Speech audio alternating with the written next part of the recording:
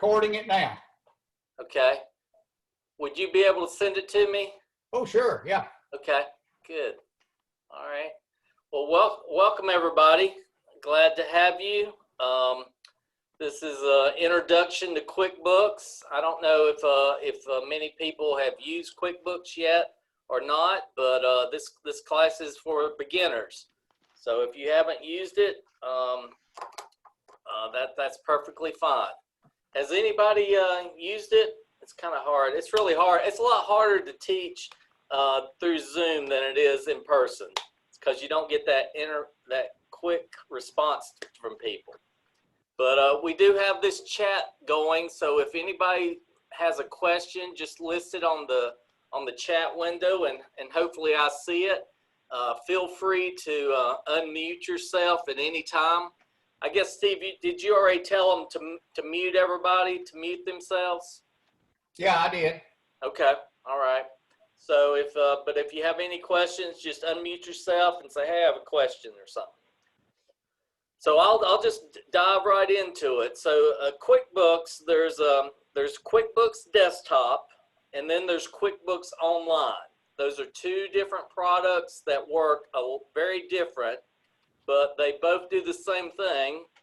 I prefer QuickBooks Desktop more because I'm cheap, and you can buy QuickBooks Desktop one time, and it's fully functional for 3 years. So with the QuickBooks Online, it's a monthly subscription. And so by the time you paid that monthly subscription over 3 years, you paid a lot more money than if you had bought Desktop, which is fully functional for 3 years. So that's why I like Desktop. And I also find that it's a lot easier to work with because you have this home page. And so hopefully everybody right now is seeing the home page of QuickBooks Desktop. And so I just wanted to show you this home page. It's basically split into 5 sections. You've got your vendor section up here, where those are the people that you pay. You got your customer section. Those are the people that pay you. If you've turned payroll on, you'll have an employee section, and payroll is an additional cost. So if anybody has any questions about that, we can get into that, but you do have to pay extra to be able to run payroll. And that is an annual fee that you have to pay for that. So there's 3 sections.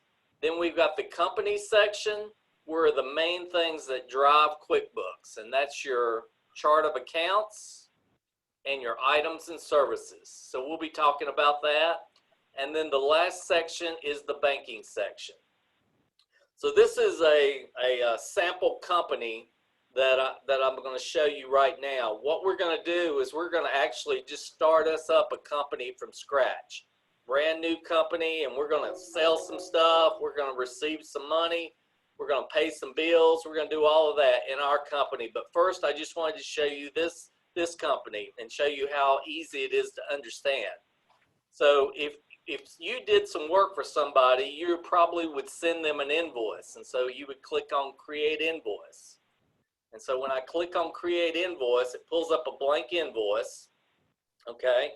And I'm going to put an item on here to say what I did for them.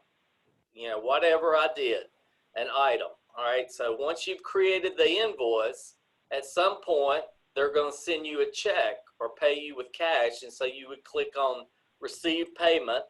And so if I click on Receive Payment, so this is a sample company. So if I say Adam's Candy Shop, well, Adam's Candy Shop doesn't owe me anything. Let me find somebody that maybe owes me.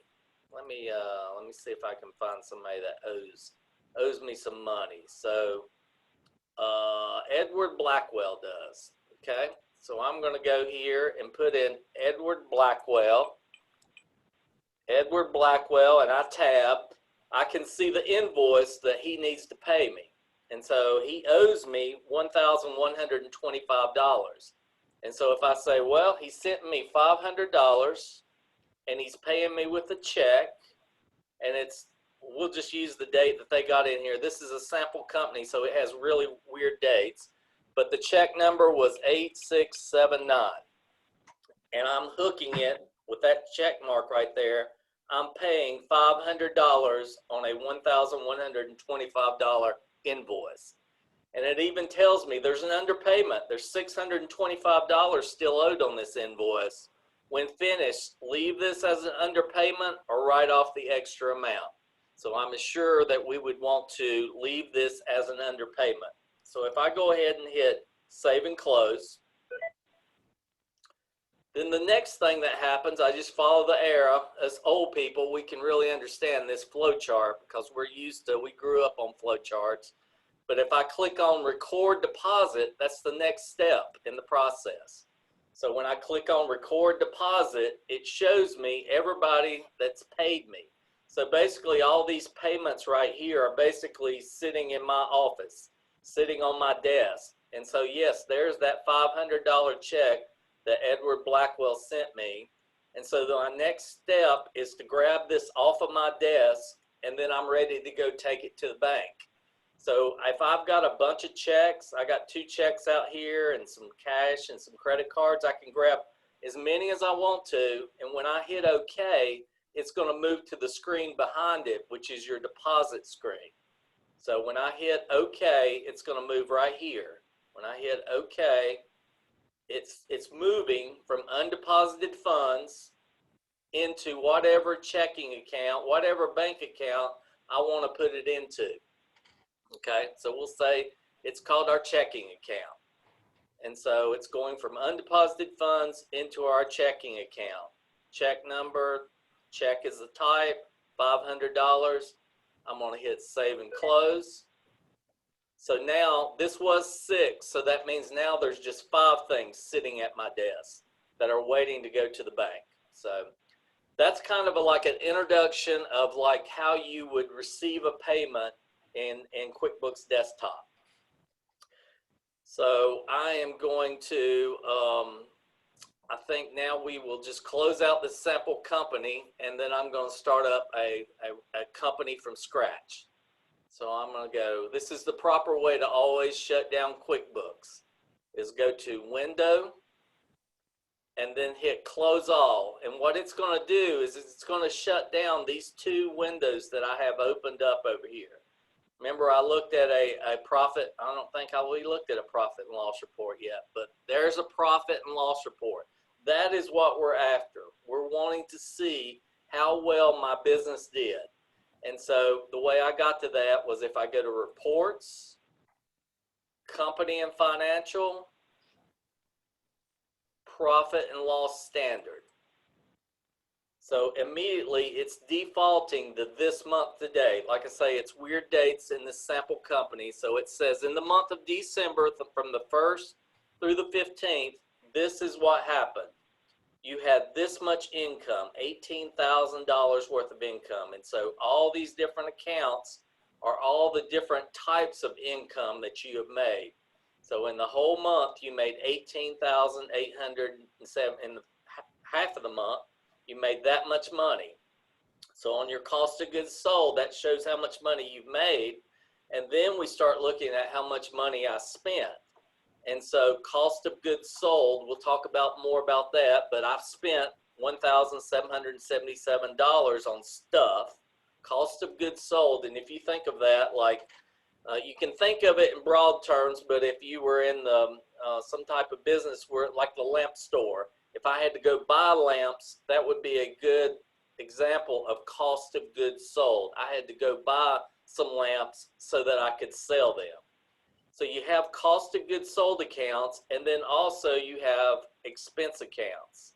And so when you're looking down here at all these different types of expense accounts, you have every one of them, exactly how much money you've spent. And so then you'll have a total expense. And so it says for this first 2 weeks of December, you made $266.57. I'm going to run it to the top just for a second so you can see that. So I took in money. I took in $18,000. My cost of goods was $1,700. So now I'm down to $17,000.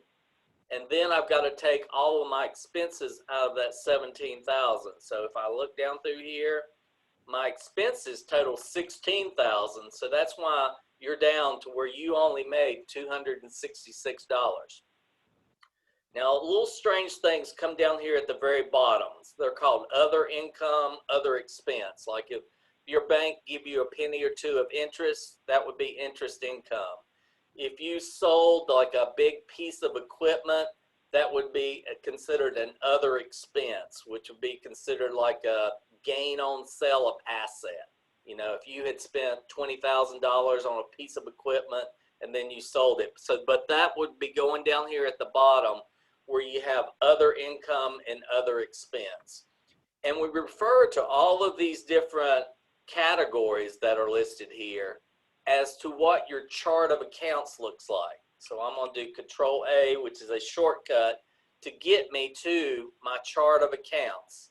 These are the names of the chart of accounts, and these are the type of accounts they are. So when I'm looking at a P&L report, let's just forget about these top ones. I'm basically looking at my income. Remember, we had a whole bunch of different types of income. So I'm looking at my income minus my cost of goods sold. And in this example, there's only one category, but you can have multiple cost of goods sold accounts, minus my expenses. And so here are all my expense accounts. So the way you set up your chart of accounts, that's what this is the way that they're going to appear on that P&L report, profit and loss report. So exactly how you set it up, what you name it, even where you put it. If you put payroll expense right there, or if you put it down here down here in the P's, that's when you run a P&L, that's the way it's going to show up. So if I would move that payroll down here to write OP, put it right there, when I run a P&L report, that's exactly where my payroll expenses will show up. Okay, so let me just show it again to you. So I'm just going to refresh that profit and loss report. You'll see right here, I've got my income minus my cost of goods sold minus my expenses. Payroll was up here at the top, but now it's down here, right here, $15,000. Okay, hopefully that made some sense to you. So constantly we're going to our home page. So this second bar is a shortcut bar to kind of help you maneuver around in QuickBooks. Like if I click the home page, it takes me right back to my flow chart so I can maneuver around in QuickBooks. Oh, I'm hearing some noise. And so this second bar is called the icon bar because all of these things have a little icon for them. And basically, it's a shortcut bar. It helps you maneuver around in QuickBooks real quick.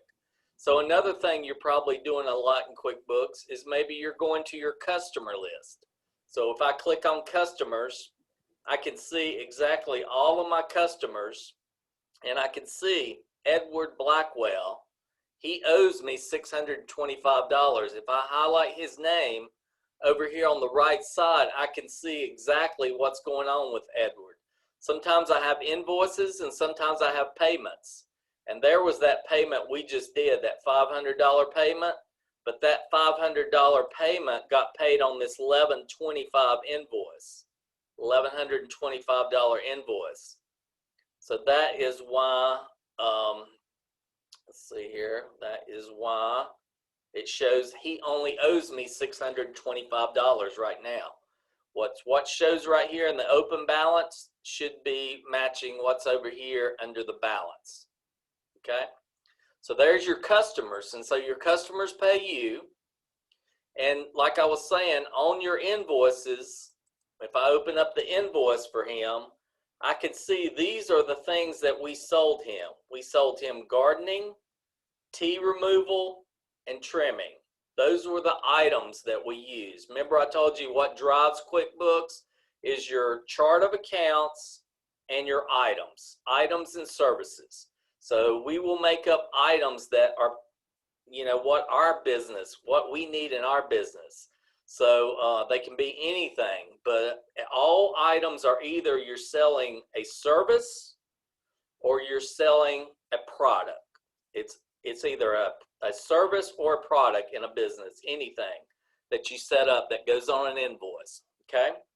All right, so I'm gonna go, I don't have to close these screens or anything. All I got, and you'll see these different screens, and when I'm jumping around, they just keep rolling over here. So I'm gonna go back to the home page, and you'll notice home rolls to the top. It might have been down here, but when I clicked on it, it rolled to the top. That create that invoice, if I click on it, it rolls to the top of the list. And I'm right back on my invoice. If I want to jump back into that profit and loss report, I don't have to go to reports, company and financial, profit and loss standard. If I see it running over here, I just click on it and it takes me right back into the P&L report, okay?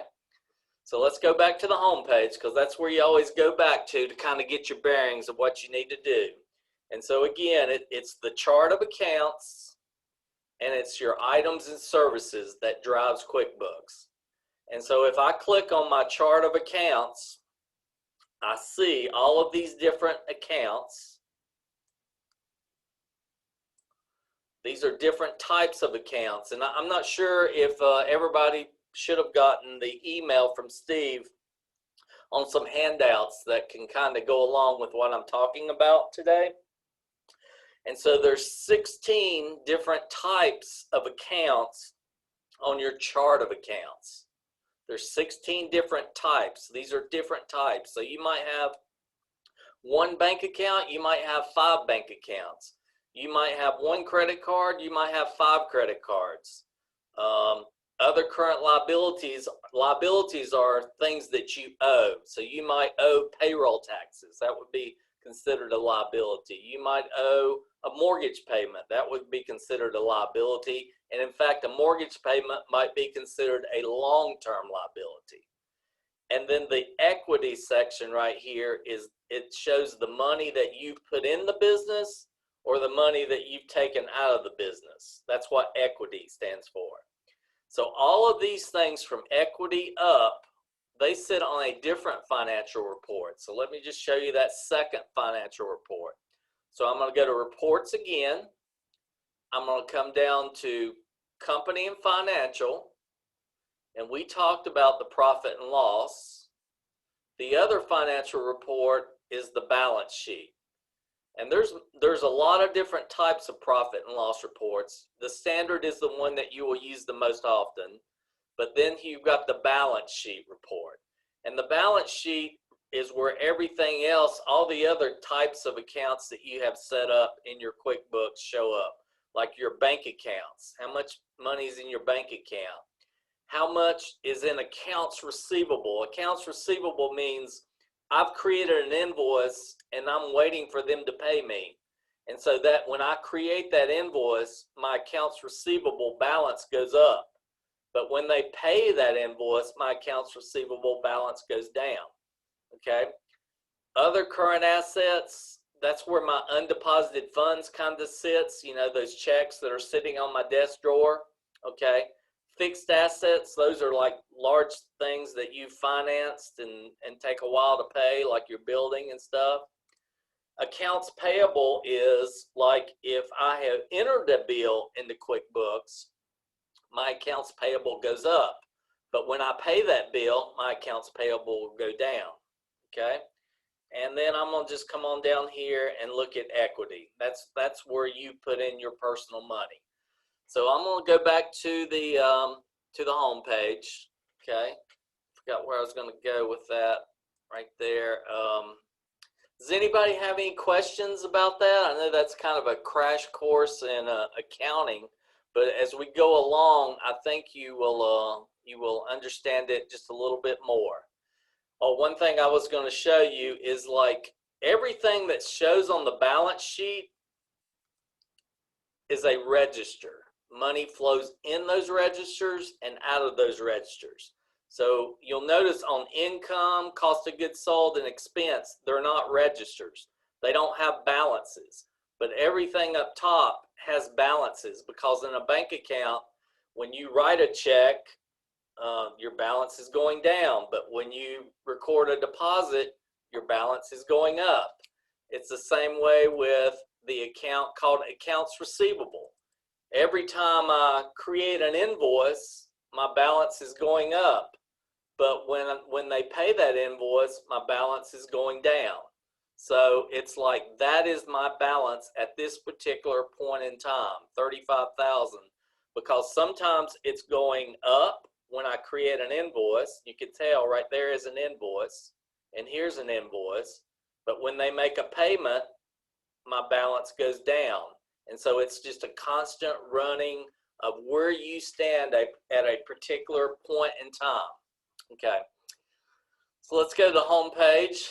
So we've just been jumping all over the place, and that's why we have all these open windows opening up and stuff. And so I want to shut down QuickBooks the proper way.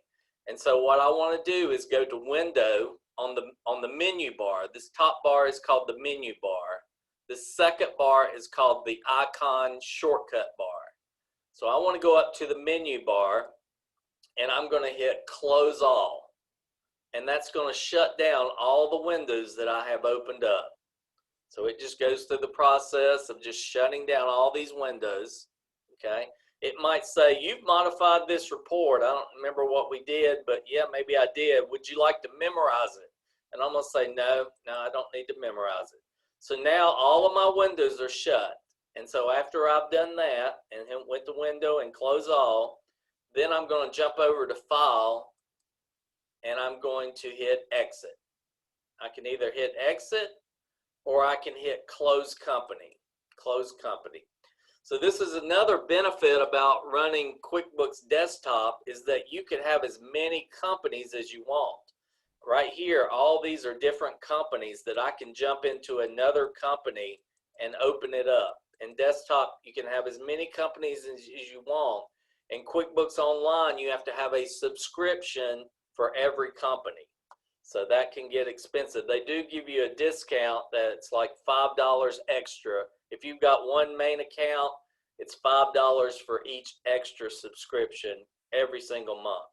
So, all right, so let's go and let's just create us a brand new company. Brand new company. Let me move this over here so I'm looking straight on. Okay. Okay, so I'm going to say let's create a new company. Okay, so I'm going to do not an express start, and this would be like if you had installed QuickBooks on your computer. This is how you start up a brand new company. And so I'm going to say I want to do a detailed start. Okay, so it's going to ask me some questions. Anything with an asterisk, company name, I've at least got to give it a company name. So let's call it Joe's Lawn Care. Okay. It doesn't make me put anything else in, but I'm going to just go ahead and pop in an address in here. So we have it, 123 Main Street in Shelby, North Carolina, 28150. North Carolina, 28150. Okay, Joe's Lawn Care. I'm going to hit Next. So it's going to ask me some questions, and it's going to help me get my chart of accounts going. So it wants to know what type of industry are you in, okay? I thought to use the example of a lawn care business which provides services. And so you're kind of looking on here, is that type of business represented here? And so I'm just looking if it's a lawn care business. Let's just see if that's on here. Yep, lawn care or landscaping. So by me telling that, it's gonna get my chart of accounts going. Now, if you don't see exactly the one that is perfect for you, I'll let you see them all there. These are all the different kind of companies that you could possibly do. Okay. There's some down here at the very bottom that say a general product-based business or a general service-based business. Now, the lawn care business is probably more of a service business, but maybe you do sell products also. Maybe you sell fertilizer or you sell mulch, those kind of things. So anyway, I'm going to come back up here and use the one that it had listed, lawn care. Lawn care or landscaping, and I'm going to hit Next. Okay. Then it wants to know, like, how is your business set up? Are you a sole proprietorship, an LLC, an S Corp, a nonprofit? How is your business set up? So we're going to choose a sole proprietorship. That's what a lot of small businesses are. I'm going to hit next. Okay. Your fiscal year starts in January. Most small businesses do start in January, but a lot of nonprofits maybe start at weird months like July the 1st of the year. But I'm going to say we start our fiscal year in January through December. Hit next. I'm going to try to get by without setting up a password. Okay, it let me. Create your company file. So I'm going to hit next. Okay, so it's creating my company is called Joe's Lawn Care.qbw. All QuickBooks companies in with QBW. And so it's right now it's trying to save it in a folder called Jeff Weathers. So you can usually let it go right where it wants to go, but let me see if I can, in fact, I don't want to put it there. I want to put it on my computer, right? I don't know where I want to put it. Let me just put it on my desktop because I don't really want it junking up my computer. Joe's Lawn Care. I'm going to hit save. Okay. It's creating a new company file. So Intuit, I mean, the makers of QuickBooks, it's very user-friendly. It kind of helps you walk through it. A lot of people get a little scared about doing it, but install it on your computer and just work through these questions and you'll be fine.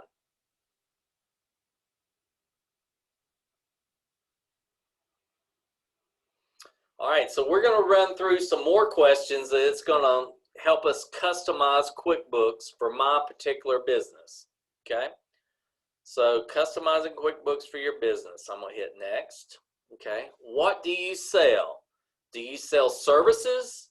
Do you sell products? Or do you sell both? We're going to say we sell both. Next. Do you charge sales tax? So what I told it, when I told it that I'm a lawn care business, it thinks that I don't need to, it's usually it says recommended. It's not even saying recommended there, but do you charge sales tax? I'm going to go ahead and say yes. Yes, I do charge sales tax. I know that's a tricky thing. Some services you do have to charge sales tax, but most services you don't have to. The rule of thumb that I know is that if you sell products and services, they're both taxable. If you sell only services, you don't have to worry about tax. If you sell products, yes, you've got to pay tax.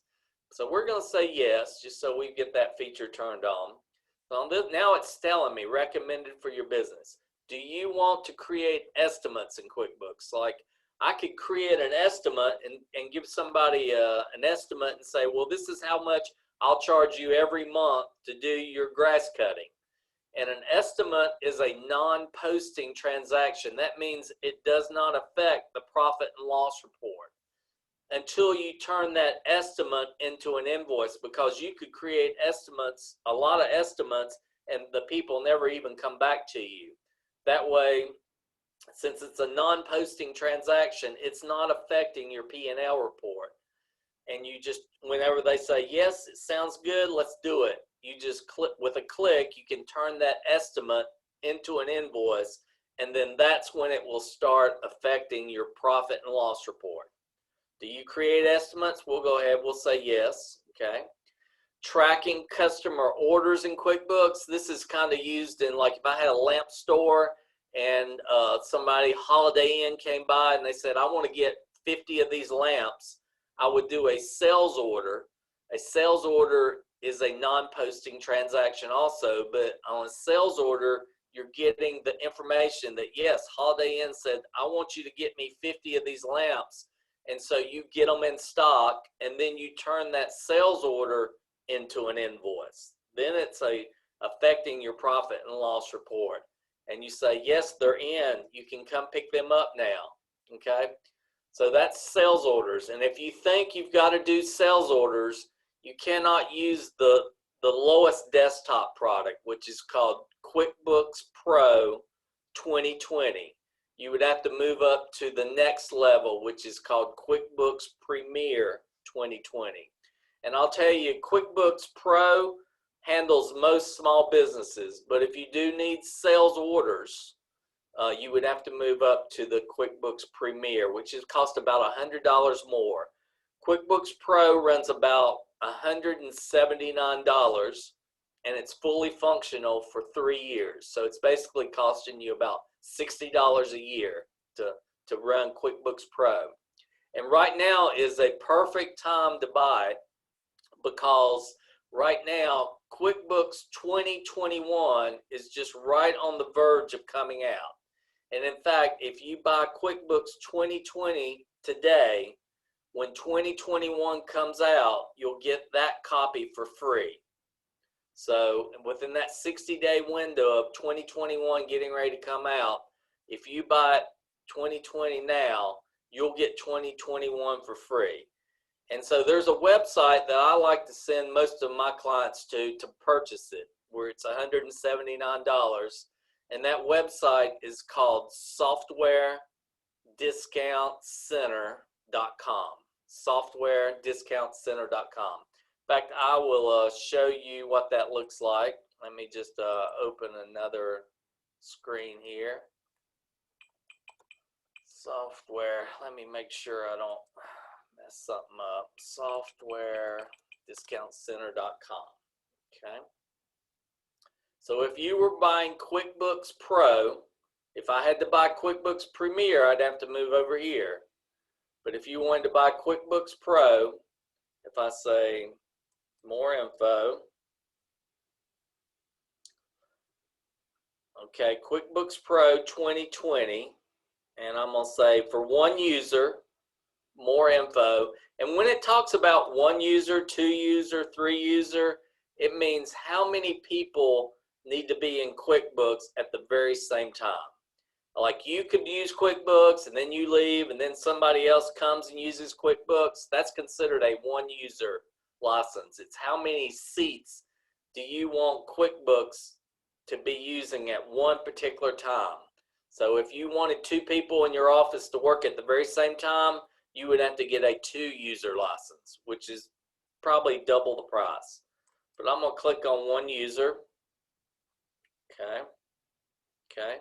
So right here is where it's telling me that you get QuickBooks Pro 2020 right now, and you get a free migration to QuickBooks 2021 when it's out, which will be about another month. It'll be out. Okay. And so if I want to see how much it costs, I'm going to say add to cart.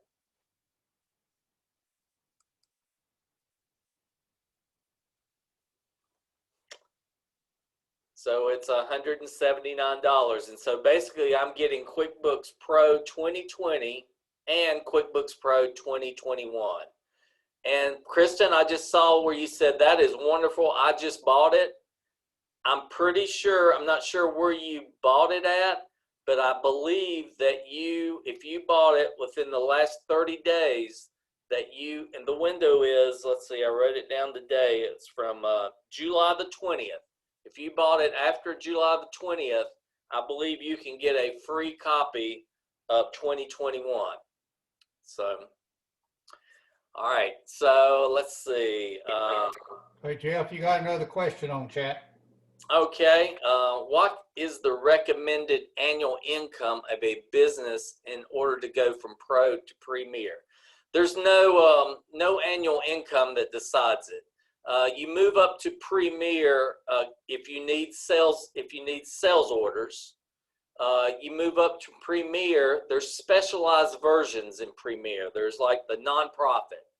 There's the contractors edition. There's the merchandise sales edition. There's I can't think of them. There's like 5 of them.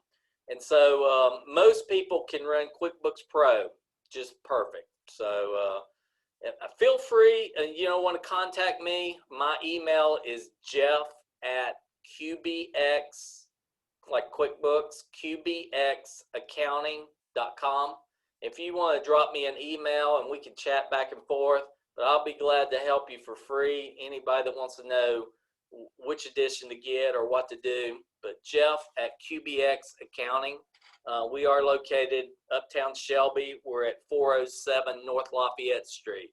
My business is called Biz Hub. It's a co-working space.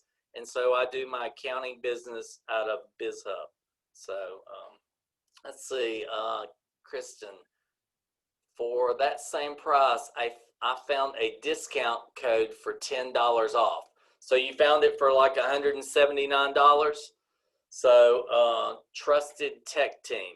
So you got to be kind of careful, because you want to be sure and get the QuickBooks Pro that's good for 3 years, fully supported. When you buy 2020, you're fully supported until 2023. If you can get the 2021 version, then you're fully supported until 2024.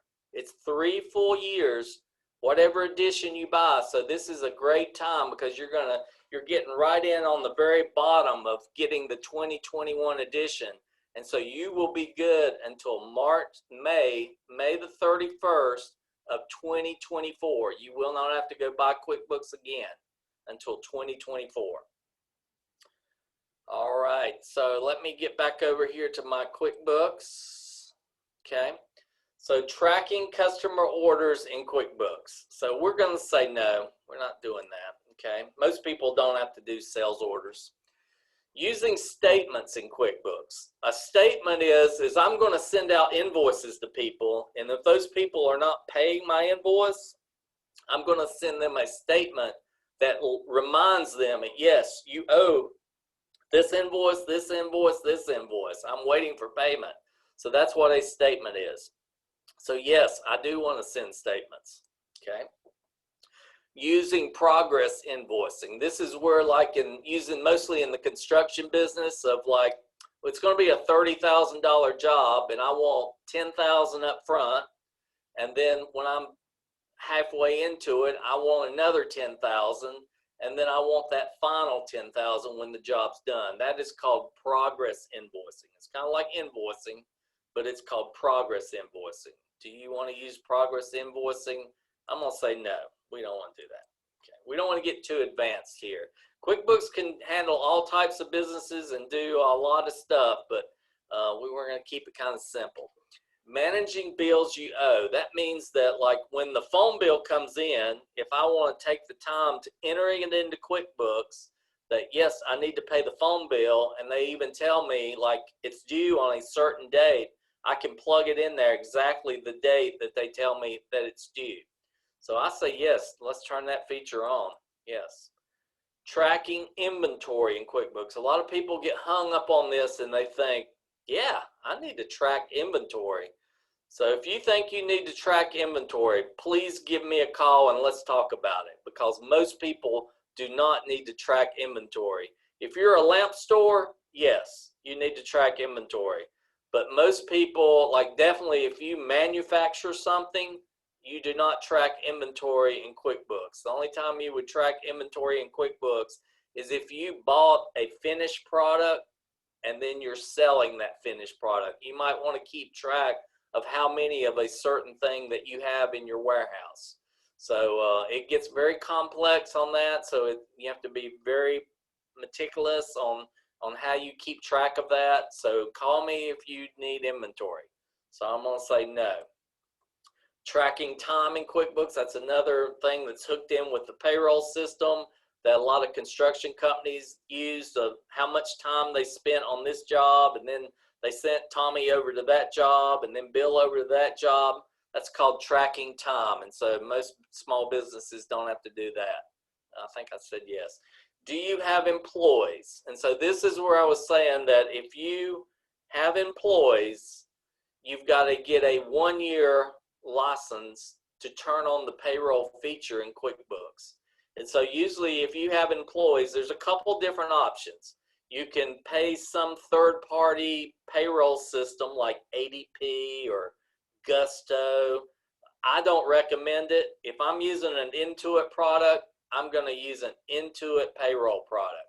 I'm going to have something that's built straight into QuickBooks. So I'm going to pay a little extra to QuickBooks into it. And so I can run payroll straight right here in QuickBooks, and it will do all my payroll reports. It will keep track of everything, even create my W-2s at the end of the year.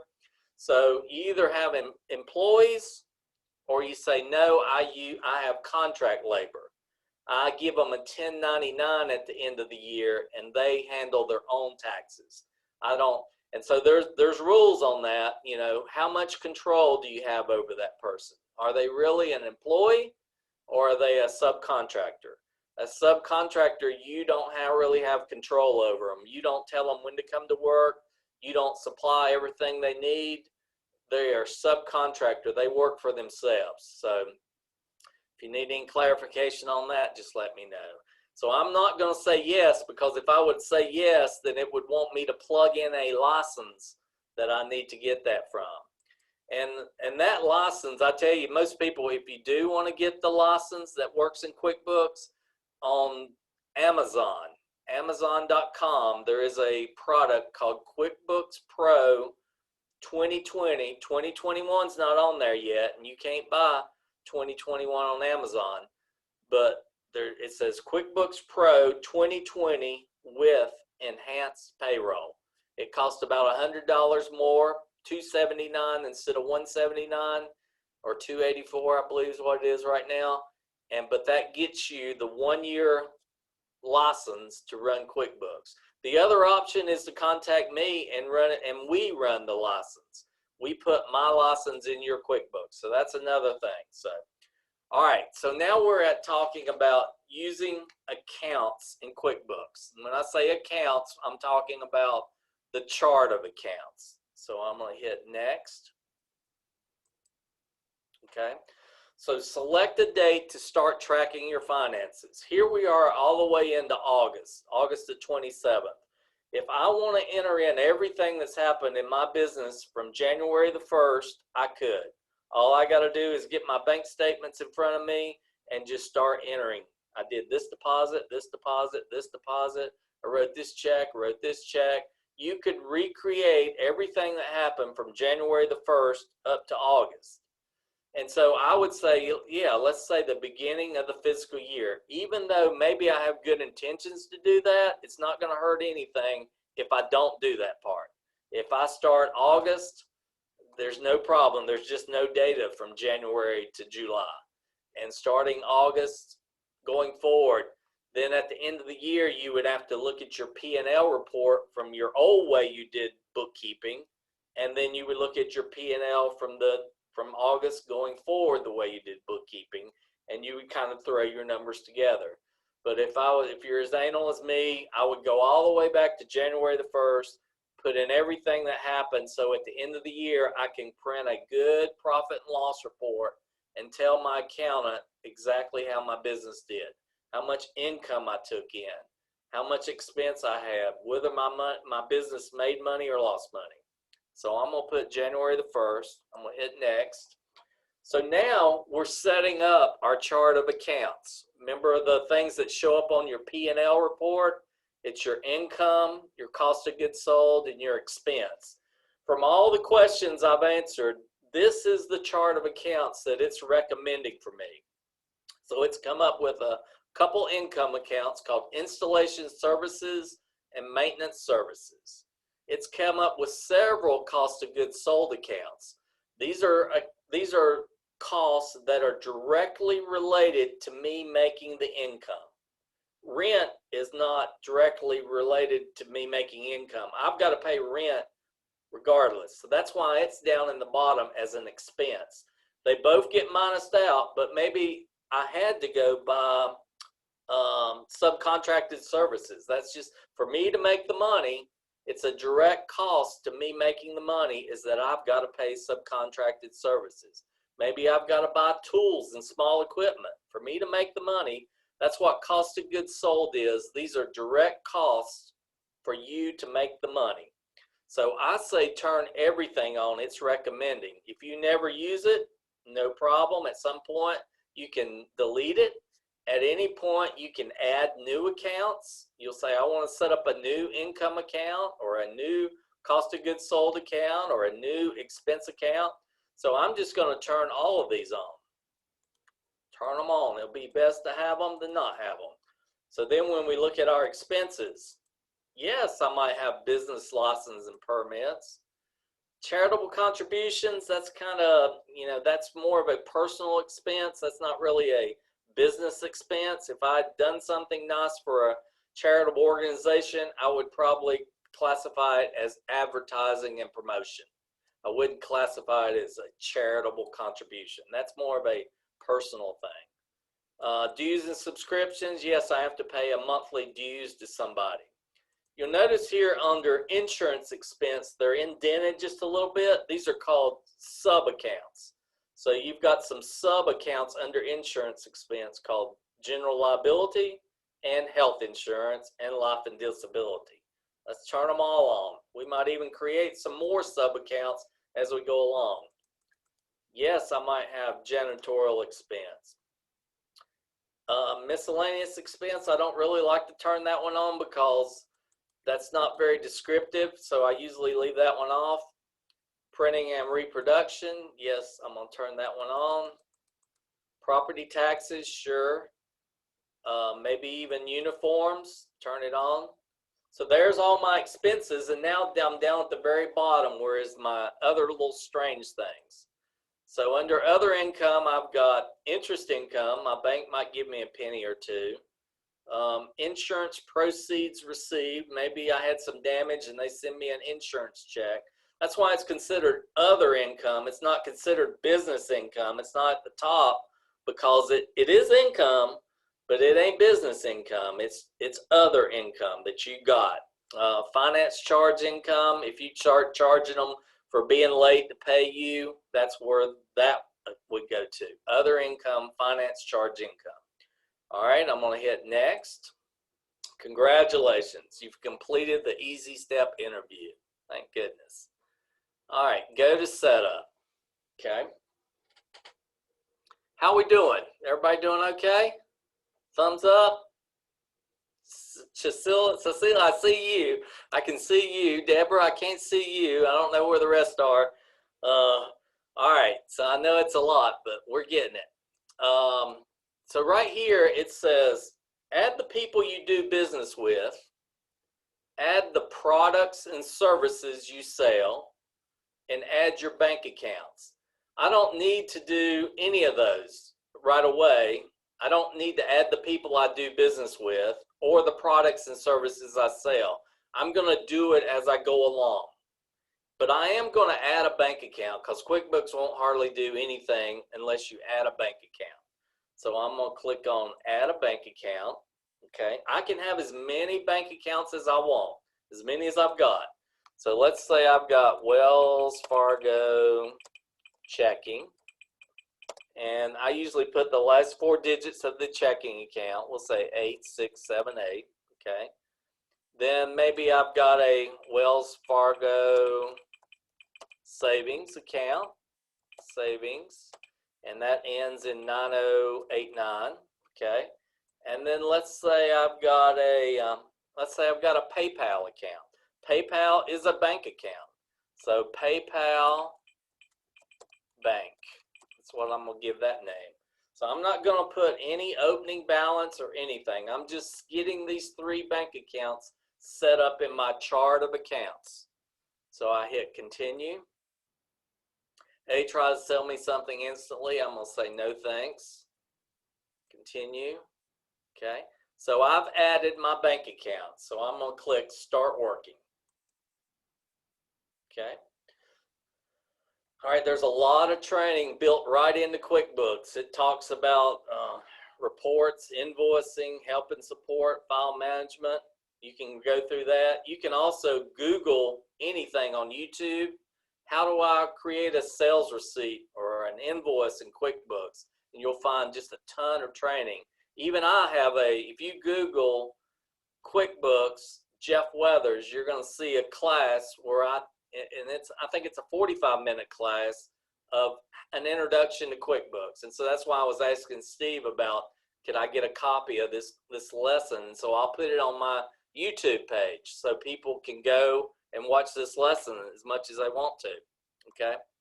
So here we are with our home page, and again, we've got our vendors who we pay. We got our customers who pay us. If we've turned on payroll, we're going to have an employee section here. Okay. We've got our company section. That's where it drives QuickBooks, is your chart of accounts and your items and services. And then we got a banking section. Okay. So I want to go, first thing I want to do is just go look at the chart of accounts that QuickBooks created for me.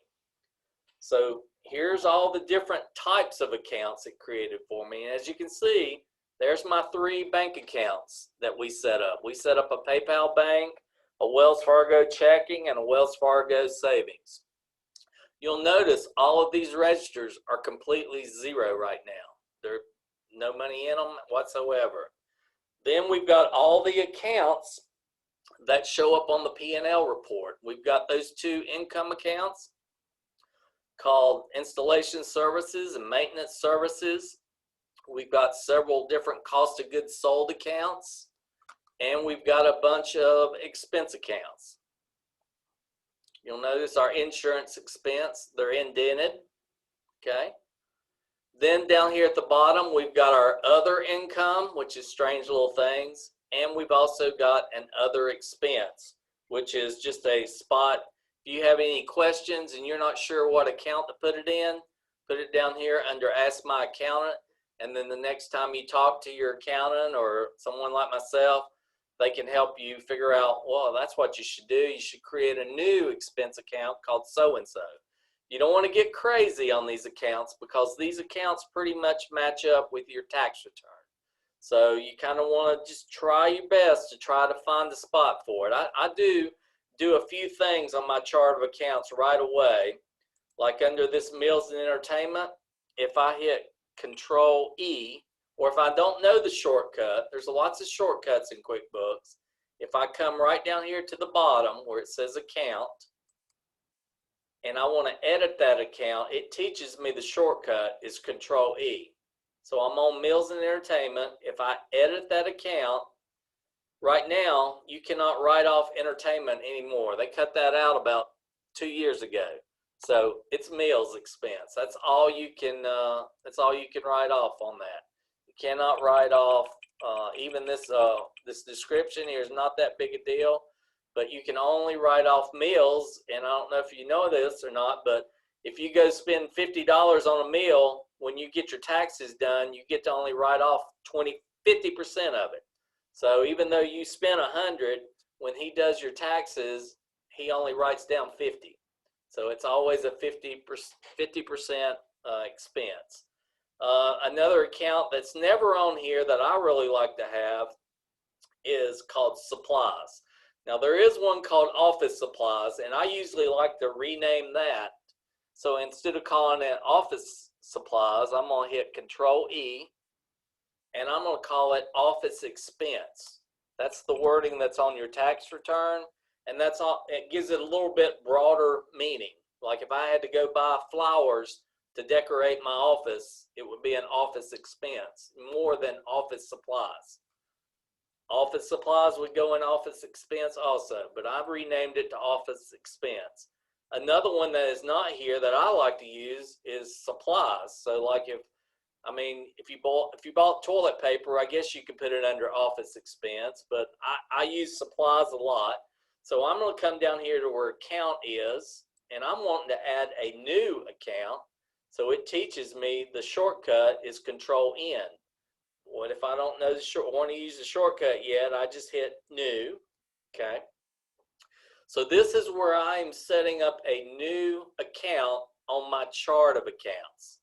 And so on your chart of accounts, I don't know if anybody looked at their handouts, but there's 16 different types of accounts on your chart of accounts. And in your handouts, there's a page that looks like this. And it says the QuickBooks chart of accounts can accommodate 16 different types of accounts. Okay. And so all 16 of them are listed right here. You might have some income accounts.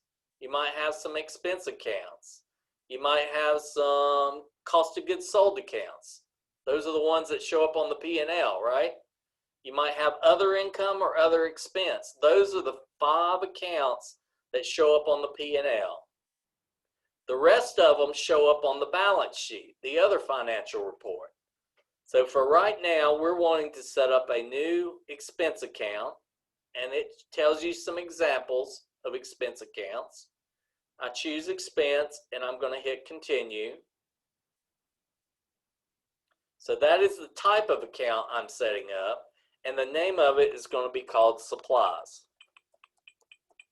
I'm not even going to waste my time to put a description because it's self-explanatory. So I'm just going to hit save and close. So now I've got a new account called supplies expense right here. So whenever I'm writing a check to Walmart, if I want to use the account supplies, that's the account I'm going to put it in. Okay. So let me go back to my home page, and you'll notice that this screen looks a little bit different than the screen I was using earlier. This is your menu bar, the top bar. But the second bar, they've got it listed down the side here. I don't really like it down the side. That's why I do this. I go to view, and I turn it to a top icon bar instead of a left icon bar. It gives me a little more real estate. I just like it better. So I'm going to say I want a top icon bar. So it put it up top. I don't want the dark background either. So this is where a lot of setup happens in QuickBooks. If I go to edit and I go down to preferences, there's a lot of setup under edit and preferences. So I've got all these different topics: accounting, bills, calendar, checking, desktop view.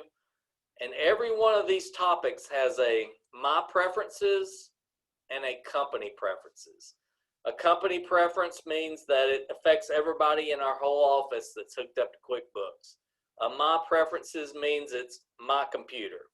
So if I go to desktop view and choose my preferences, I can switch it to colored icons. Right here, I can switch it to colored icons. Okay. Maybe I don't like this blue color. I can change my color scheme. So I like to maybe get the green, the lime green. Okay, I don't know if that shows up good. I'll switch it to red. Okay,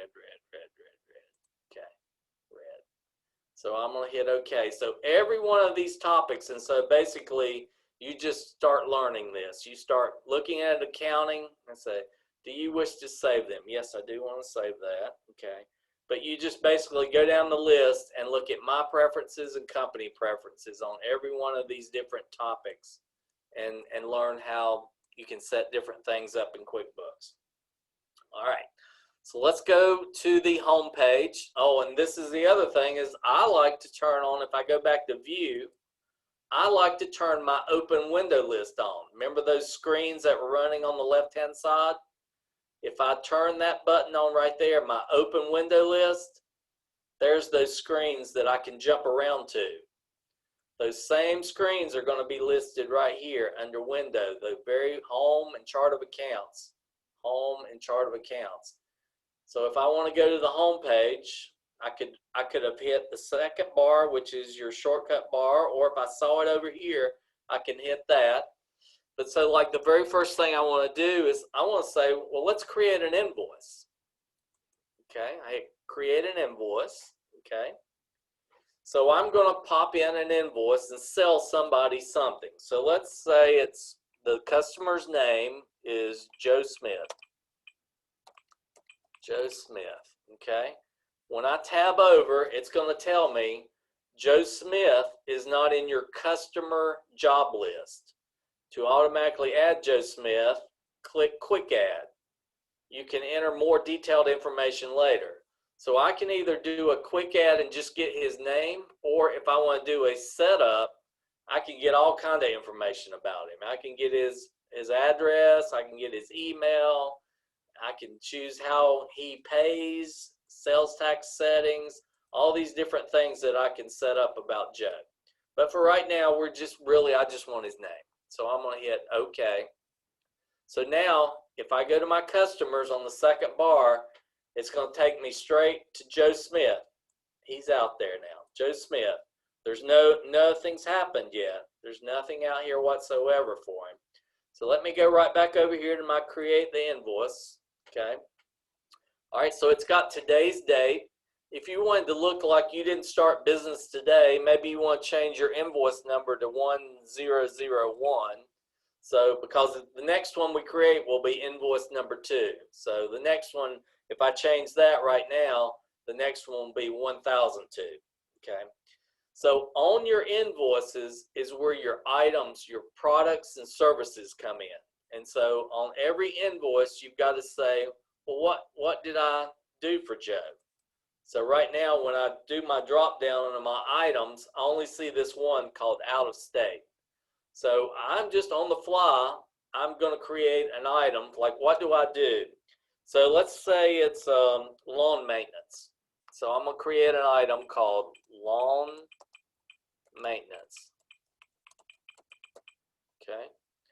I can grab these 3 little diamonds and spread this out a little bit if I want to. Lawn maintenance. Okay. Now when I tab, it says, I don't find lawn maintenance in your list of products and services. Remember, that's what drives QuickBooks, is your chart of accounts and your items and services. So would you like to add it? I'm going to say yes. Okay. So now I'm setting up an item. Just like in the chart of accounts, all those accounts have their certain types.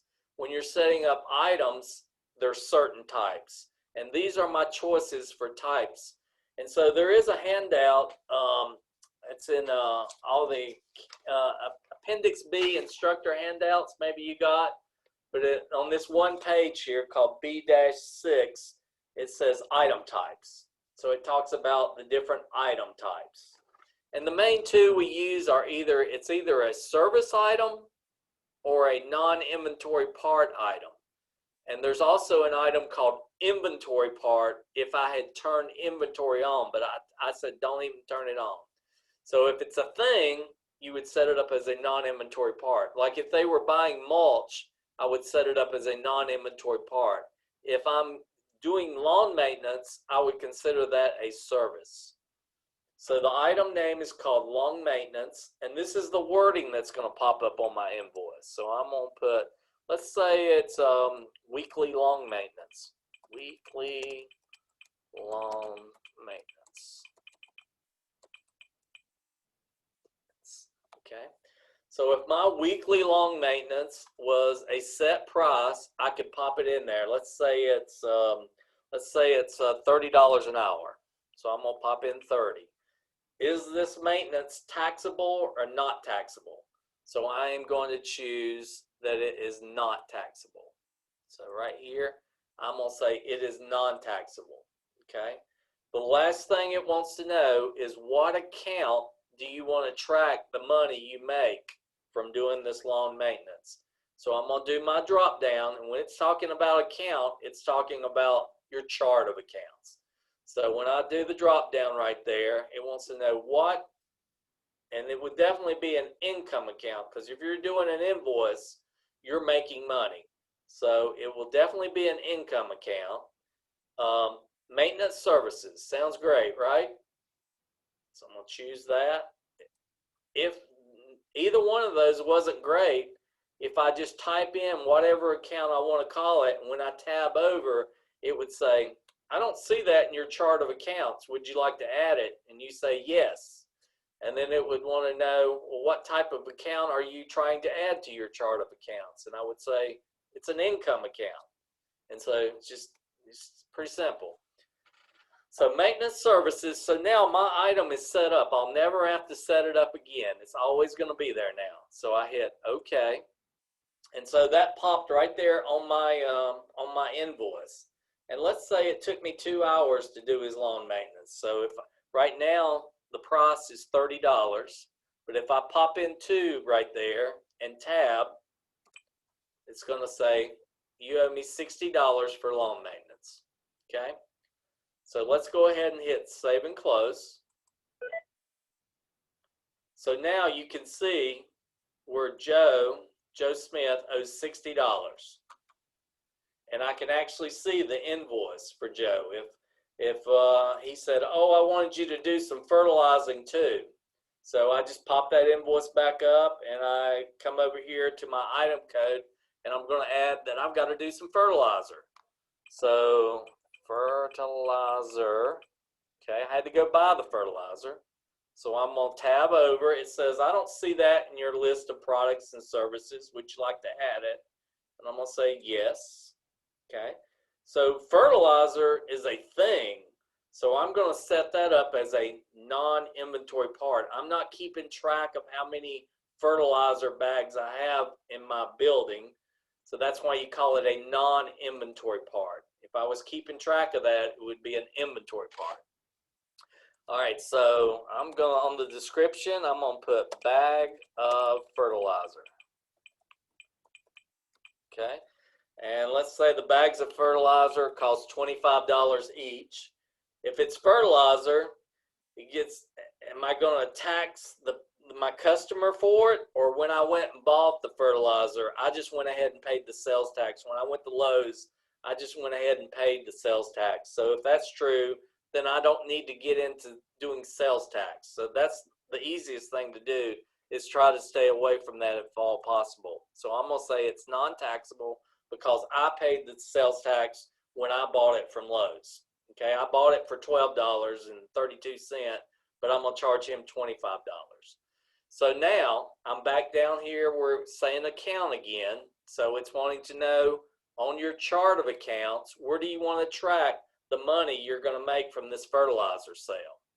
So I'm going to do my drop down, and neither one of those sound good. I've got two income accounts. I've got an installation services and a maintenance services. So maybe I'm going to create a new income account called product sales.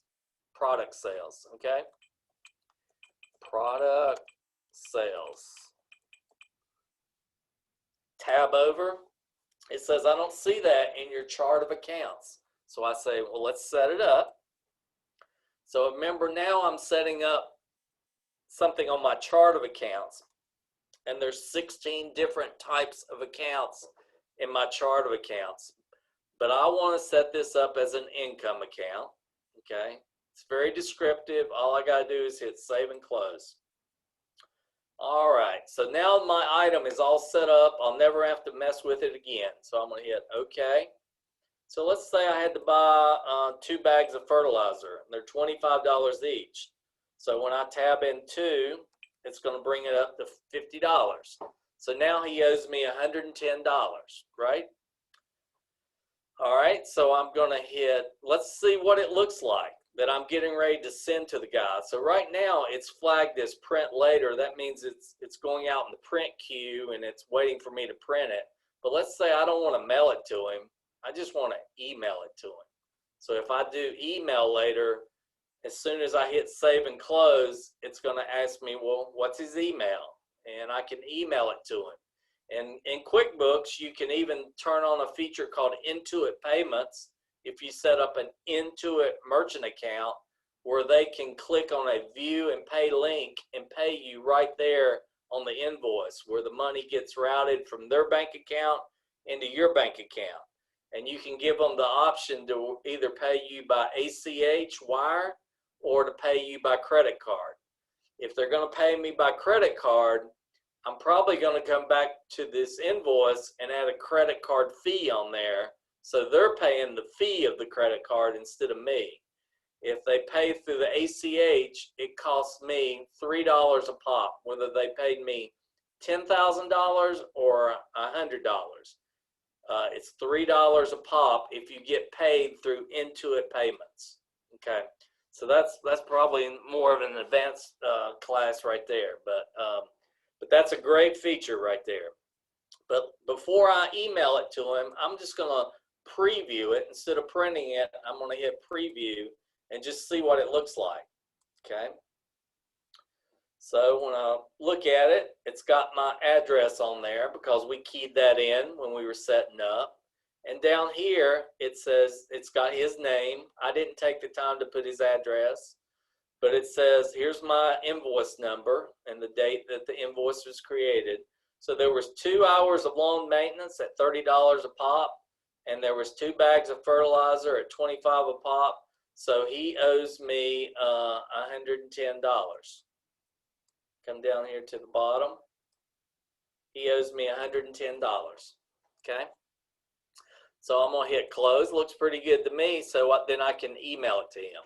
I'm gonna have to say let's don't email it because it's gonna want to know about my email address and you know what email service I use and all that stuff. So I'm gonna hit save and close. Okay. So now I can see Joe. I see this one column over here called attach. I don't need that column. So if I'm just on that column and right click, I can customize columns and I can remove that. Remove it and hit OK. So now it gives me it spread out just a little bit. Joe Smith, he owes me $110. And I can see, yes, there's his invoice. He owes me $110. So let's go back to the home page. Okay. So if I have created an invoice, the next thing that happens is that he's going to send me payment. If he don't send me payment, I might want to send him a statement to remind him he needs to pay me. So if I click on statements, and let's say the date is September the 12th, and I want to say all open transactions as of statement date. So he hadn't paid me, and here it is already September the 12th. I choose my one customer, and my customer's name is Joe Smith. If I turn this on right here, it's going to give some more information, and if I hit preview, this is what he will see. He will see a statement listing all the things that we did, the lawn maintenance, 2 hours of lawn maintenance, and 2 bags of fertilizer, and say, we're waiting for you to pay me. So that's the purpose of a statement. So let's just go back over to our home page. So let's say he did send us the money. So we're going to click receive payment. Okay. So if I just type in his name, Joe, start typing it, and when I tab, it's going to show down here at the bottom all the invoices that he owes. Okay. Let's say he got messed up and he sent me only $80. So I'll take your 80. Okay. Let's say he did send a check. Let's say he sent it on September the 16th, and it was check number 798. Okay. So this shows me that he owed 110, but he only sent me 80. So it shows there's an underpayment of $30. When finished, leave this as an underpayment or write off the extra amount. I'm going to leave it as an underpayment. I want to get paid. So I'm going to hit save and close. So now it shows you have one thing sitting in undeposited funds. That's what this area is called. When you receive something that you haven't taken to the bank yet, it goes into this area called undeposited funds, which is basically your desk. It's sitting at your desk. You just haven't taken it to the bank yet. But before we look at that, let's go look at our customers, and we can see Joe Smith. There was the invoice, and there is the payment. I like to turn on another feature over here under the amount area. I'm going to add a whole nother column by hitting right click, customize columns, and over here are all my choices. I'm going to choose open balance, and I'm going to hit add. It's going to put a whole nother column over there, and I hit OK. So then, since I've got a whole nother column over there, it shows me how much he owes on which invoice. So he still owes $30 on that invoice there. So if you've got a lot of invoices out there, this is a really nice feature that you can see exactly which ones he does owe the $30 on. Because if you didn't have this whole open balance area, you couldn't tell by just looking at this of which invoice he still owes you on. So I really like that feature. Okay, so let's go back to the home page. As you notice, I don't have to worry about closing any screens or anything. I can just jump all over the place. And so I come on over here to record deposits, but before I do that, let's just go look at some reports. Okay, so I'm going to go to reports. I'm going to come down to company and financial, and I'm going to run a profit and loss report. Okay. All right, so it's showing me the month of August, August the 1st to the 27th, because it's defaulting to this month to date. That's just the default that happens. I think everything we did happened in August, but no, we received payment in July. So I'm going to change this. Right now it's showing you made 110. Let me change it to all. Still showing me the same thing, all. Okay. All right, so we made $60 on maintenance services. Remember that? We had 2 hours at $30 a pop. So there's maintenance services. And we sold on product sales, we have $50. We sold 2 bags of fertilizer. So I can drill down on either one of those and find the details. I can even drill down on the very bottom number, and it shows me a detailed report, and I can even spread that out and see exactly what it was. 50, 60. So you made $110 because we haven't wrote any checks yet. So that's what that P&L is showing me, is that you made $110. All right, let's go look at our chart of accounts. I can go to the home page and I can say, well, let me go look at my chart of accounts. Okay, so on my chart of accounts, up here up top, I can see that in accounts receivable, I am owed $30. If I drill down on this register here, I can see at one point I created an invoice for $110, but he sent me a payment of $80. So that's why right now at this moment in time, he still owes me $30. So every time you create an invoice, this register is going up, and every time he pays you, this register is going down. So that's why on the balance, it's sitting at $30. Now that $80 he pays me is now in an account called undeposited funds. He paid $80, so it's sitting in an account called undeposited funds. I'm getting ready to take it from undeposited funds and move it into the bank account. Right now, the bank account is empty. There's no money in the checking account, but I'm getting ready to move it from there up to there. And the way I'm going to do that is go to the home screen, and I'm going to hit record deposit. Okay. It immediately pops up the screen that shows me everything that's sitting on my desk or sitting in undeposited funds. And so I would grab all the checks I'm ready to take to the bank. I might have 3 or 4 or 5 of them, you know. And when I hit OK, they're going to move from this screen to the back screen, which is my deposit screen. So if I grab it and I say OK, it's moving it to the deposit screen. But on my deposit screen, it's going from undeposited funds into a bank account, but I don't want to put it in my PayPal bank. I want to do the drop down, and I want to put it in my Wells Fargo checking account. Okay, so I got this on the 16th, so it's got September the 16th. That looks good. You can see it was a check. It was this check number, but now I am moving it into my check register. So when I hit save and close, now there's no number here because I took that one thing that was sitting there. It's gone. If I go back and look at my chart of accounts, I can see in undeposited funds, let me find it, right here it is. You'll see it's 0 now because when I drill down on it, I can see there was a payment of $80 and then I took a deposit to the bank. So right now, you don't have nothing sitting at your desk. It's empty. There's nothing sitting in undeposited funds because it is now sitting in your checking account. There's my $80 sitting. Isn't it great?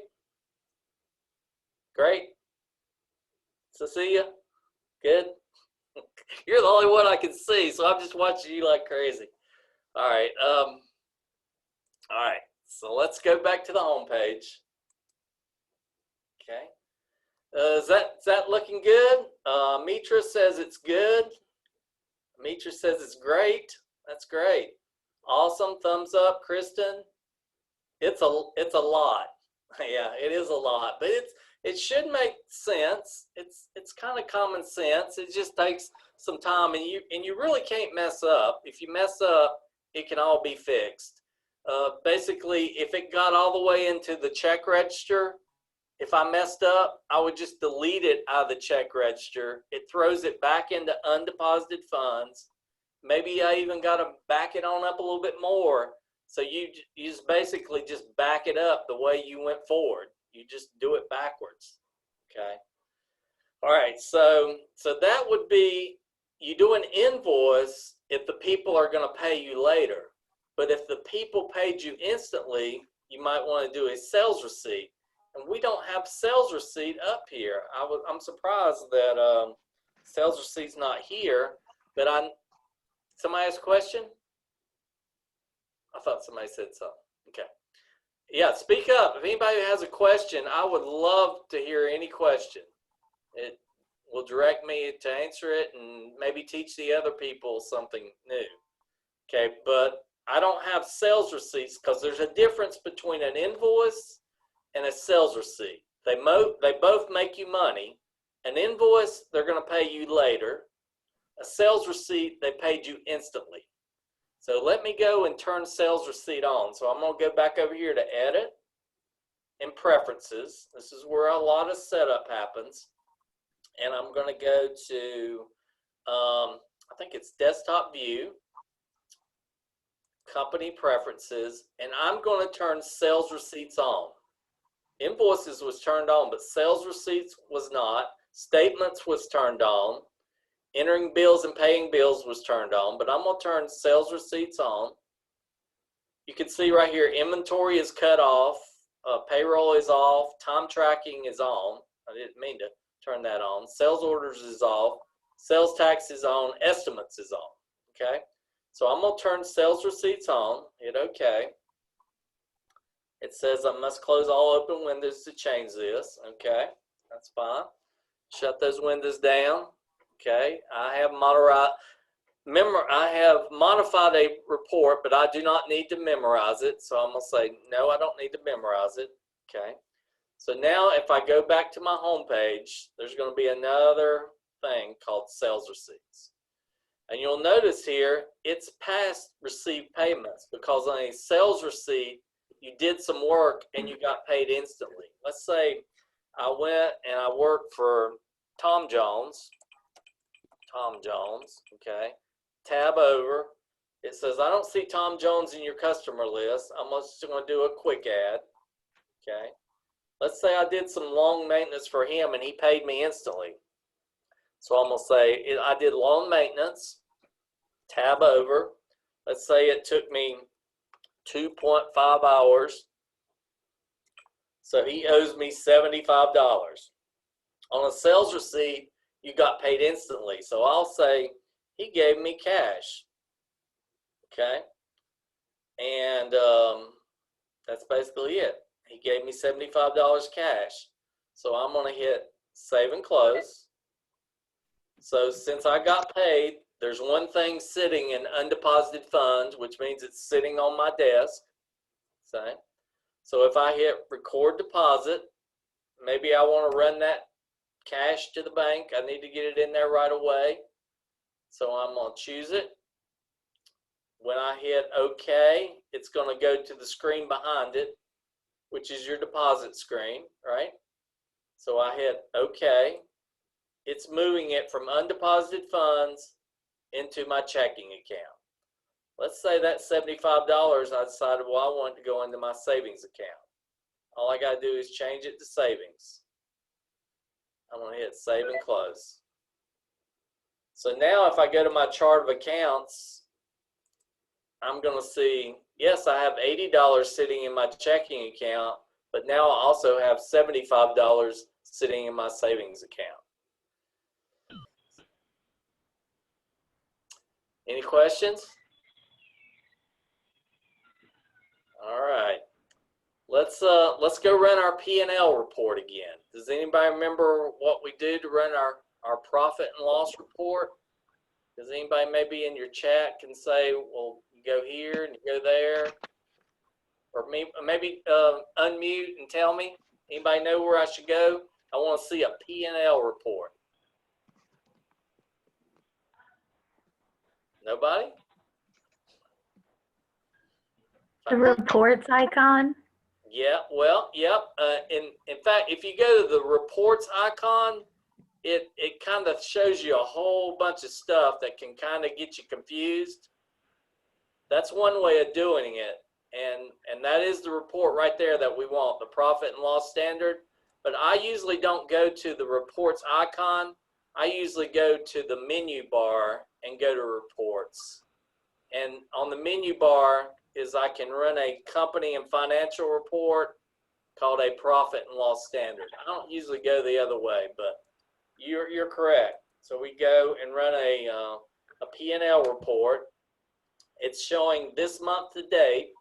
So I believe we dated this one in September, and so this one's missing. So if I change my dates to all, I think we're going to see more information. So I change it to all. Yes, we have $185.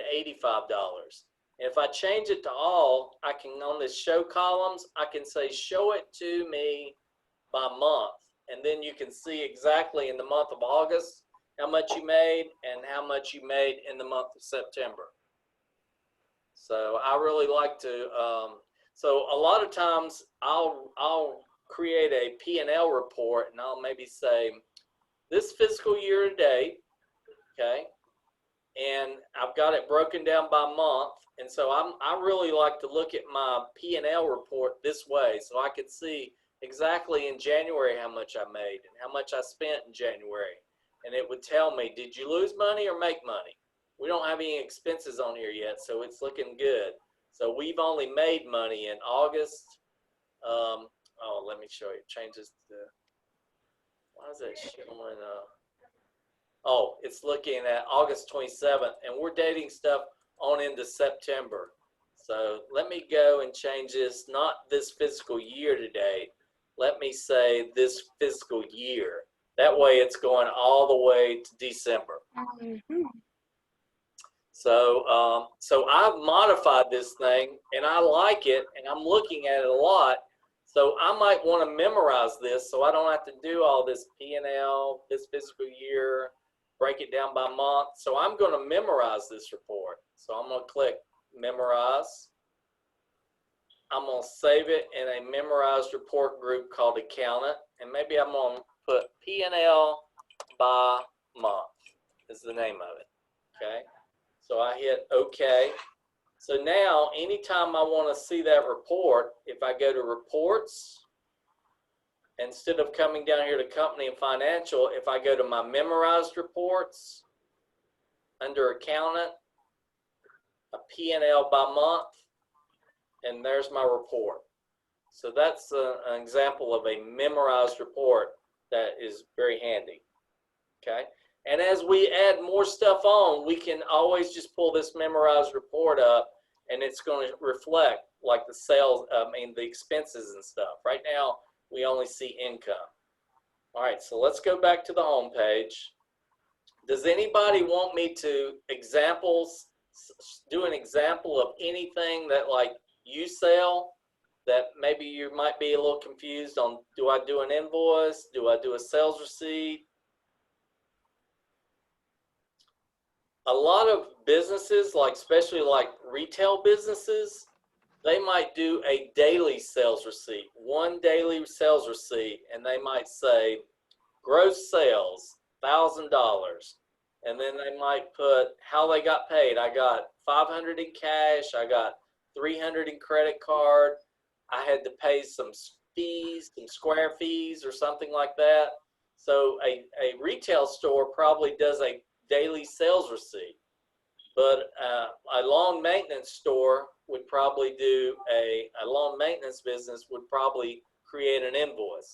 It doesn't matter if you do an invoice or a sales receipt, you're still going to get the same results. It's going to show up as income. Okay? All right, so let's do a little example of spending money, I guess. Okay, so up here in the vendors section, remember, customers pay you, you pay vendors. And so in the vendors section, when a bill comes in, I can enter a bill. And then if I enter a bill, I've got to pay the bill out of the accounts payable section. I can choose not to even use that whatsoever and just always write a check. So let me just show you some examples of that. So let's say the AT&T bill comes in. So if I enter a bill, okay, so here comes the AT&T bill, AT&T. All right, I tab over. It says AT&T is not in your vendor list. So I'm just going to get the name out there. So I'm just going to do a quick add, okay. So let's say the bill came in on September the 16th. It's defaulting to 10 days later of when it's due, because in QuickBooks, right now the default is set to 10 days. You can change it 30 days if you want to, but I want to actually put what AT&T says. They send it to me on the 16th, but they say, well, it's due on September the 30th, okay? All right. So here's the bill, and let's say the bill was $150, okay? And maybe it's a number. Usually AT&T, it's a really long number, but we'll say it's the bill number is 908,907, okay? That's what your reference number area is for, okay? So the last thing I got to do when I enter this bill is I've got to assign it to an account. And when we're talking about account, we're talking about, I see your question, I'll get to you. On account, we're talking about on our chart of accounts. So I'm looking, so it's very intuitive. It thinks it's going to be an expense account. Remember, here's my whole chart of accounts. I can get to anything I want to get to, okay? But if I'm paying AT&T, I'm probably paying for either computer and internet expense or telephone expense, okay? You want to be consistent. It's not that big a deal whether you choose a computer and internet expense or telephone expense, but you want to be consistent. So a telephone expense, okay? So I'm going to hit save and close. So I've entered the bill, so that means I've got to pay the bill. But before I do the pay the bill, I'm going to go to my chart of accounts and show you what happened since I entered the bill. See, it's very intuitive. It's going right to where I need to see. But I just want to show you. So I entered a bill, so that means on an account, on my chart of account called accounts payable, it sees this bill, and so right now you owe AT&T $150. Okay, so let's close this. So let's go back to the home page. So now I want to pay the bill. Pay the bill, okay? So I can, if I take the time to enter the bill, and it knows exactly what due date I put, I can see all the bills that I have maybe have entered, and I can choose which ones I want to pay and when, and I can see exactly their due dates. So let's say I want to pay this AT&T bill, okay? And let's say that I can't pay $150 today. Let's say I can only pay $100. So if I choose it, and then I come over here and I say I can only pay $100 today, okay? So then after I choose it, then I come down to the bottom and I can choose when I want to pay it. So let's say I paid it on the very, I paid it on the 28th. Hopefully it'll get there to them by the 30th, the 28th. And so then I say, do I want to pay it by check or do I want to pay it by credit card? So we're going to go with check. To be printed or assigned check number. So to be printed would put it in the print queue, and then you could load in computer checks and print on the computer checks. Assigned check number would be if you haven't bought computer checks and you're old school and you're handwriting it, but you need to record it in QuickBooks. Even though I handwrote it, I'm still going to have to record it in QuickBooks at some point. So when I reconcile my bank statement, it's going to be there. So I'm going to say we're old school. So I'm going to say assign check number. Then I choose which account I want to pay it out of. So I'm going to choose my Wells Fargo checking account. Okay. And it's teaching me, did you know that you can select a default account, select preferences, edit, choose my preferences for the checking. Okay, so it's teaching me. I can say, don't show me this again. I'm going to hit OK. All right. So now, and it's going to show me that if I do pay this bill, my checking account is going to go negative $20 down here at the bottom. This check could bounce if I don't get some money in there. So I'm going to go ahead and do it. So I'm going to have pay selected bills.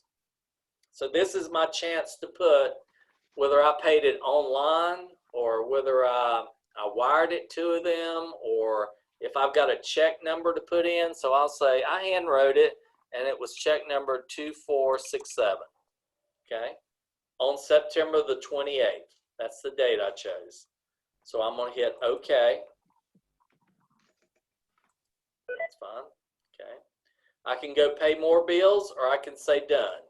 If I go pay more bills, the only bill that's going to be left to pay is that balance of $50. Okay. So let's go back. Let's go look at our register. So let me go back to my check register. I can get to it a couple different ways. I can choose check register and find it this way, or I can always go to my, another way is I can always go to my chart of accounts. Everything is in your chart of accounts.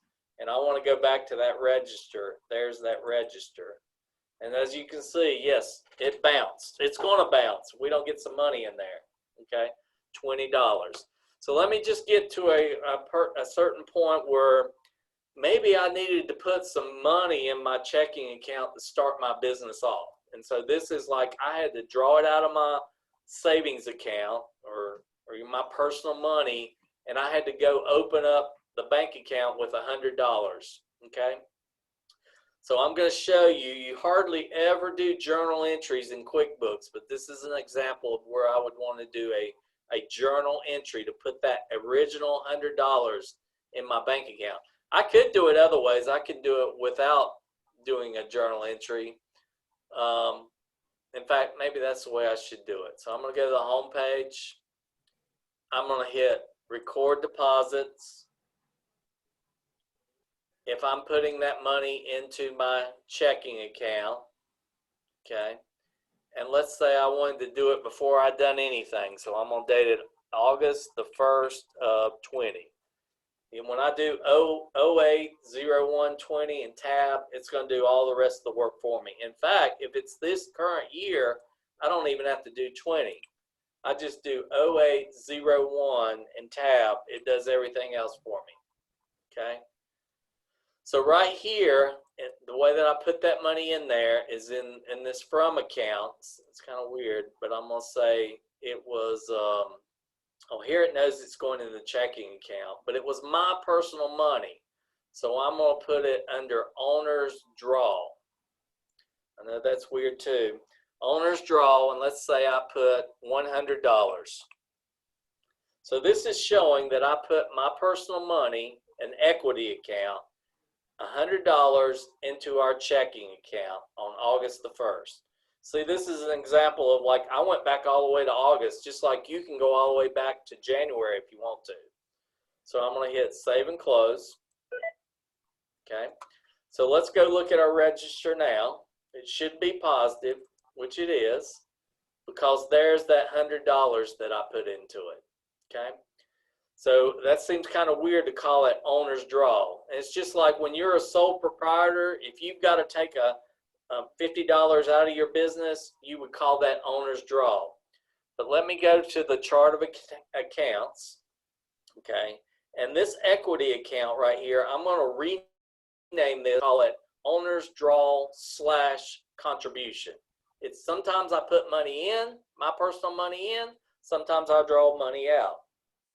So it can go both ways because it's a register. Money flows in, money flows out. So I'm going to rename this. So I'm going to hit Control E. and I'm going to call it owner's draw / contribution. So it goes both ways.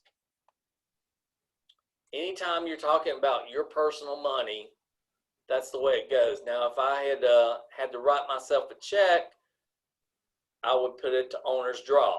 If I'm putting money in, I'm using it as owner's contribution. I hope that makes sense. So let me go back over here to the register. So now it's reworded as owner's draw / contribution. I put 100 of my personal money in the business to start it off. Okay. So we had a question. It says, what about owner capital and drawing? Well, there's the answer, isn't it? Yes, Kristen said thanks. That is it. If you have to put, when you're a sole proprietor, and that's different for different types of businesses. If you're an S Corp, you have to get a payroll check.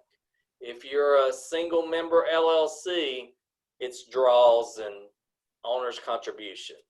So it's kind of tricky on the chart of accounts. People sometimes like to put it in owner's equity, but that's not the correct account. You put it under owner's draw / contribution if you put your personal money in the business to get it going, or maybe you have to put money in to keep it going. I have to go get $500 out of my personal savings to put it in here to keep my business running. Okay, that's the account that you would use. So let's go look at a P&L report. So I'm going to go to my P&L by month. It says a refresh is needed. It knows I've made some changes. So I click on it. This report, do you want to refresh this report? Yes, I do. Okay. So now I can see there is an expense showing up for telephone expense of $150. So in the month of September, I have lost money because I took in 75 as income, but I paid out 150, so you lost money. So for the year, I have a positive 110 that month, a negative 75 in September, so I am positive 35 for the year. So that's kind of where I stand for the year. Okay. Keep those questions coming. That's good. I appreciate it. So it's 7:43. The class can run as late as 8:30. I know it's a lot of information. I hope that you're definitely going to come for part 2, because in part 2, it will get even further into it. On part 2, let me go back to the home page. In part 2, we'll get to talking about credit cards, setting up a credit card, and charging things to your credit card and paying your credit card, and also reconciling your bank accounts and your credit card accounts. So that this class is the first class, and then we build on it with part 2, which is next week at the same time, same way. Thank So, you, Jeff. yes. Jeff, are you wrapping up? No, well, I didn't know. I knew it's kind of a little harder in online, but I told them we could go to 8:30 if they wanted to. Okay, it's up to them then, whatever they'd like to do, but I wanted to be sure everybody has an opportunity to come back next week for part 2. Yeah. I just told them about that. But I do want to cover just a little bit more for sure. Sure. So we paid a bill, but let's say I don't even want to use this accounts payable section. I don't want to take my time to enter the bill and then pay the bill. I can always come down here and write a check. Anytime the bill comes in, maybe I just want to put it in my folder, and then when I'm ready to pay the bills, I get my folder out and I find which bill I want to pay, and then I write a check. So let's say I want to write a check.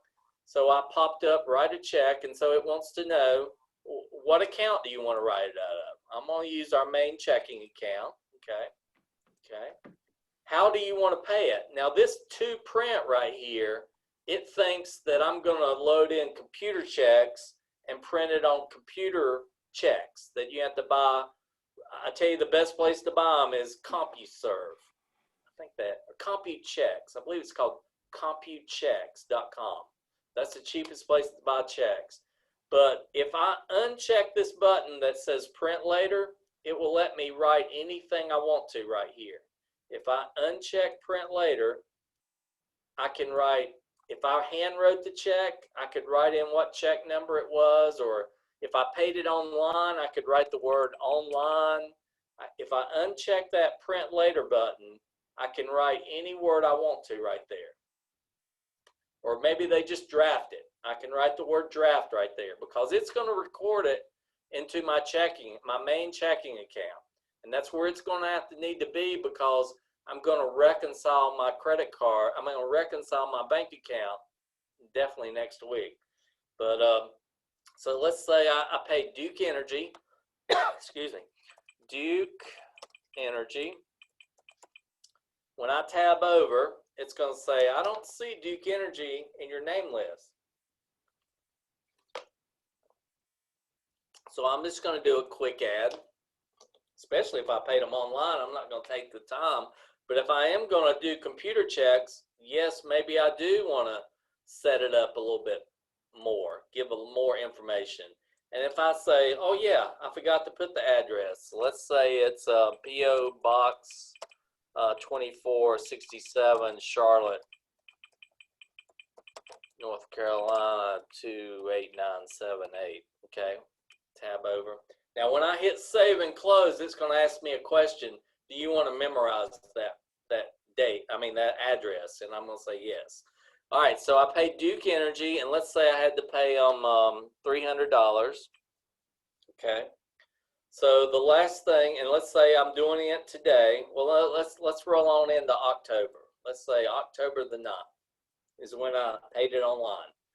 Okay, so my last thing to do is to sign it to an account.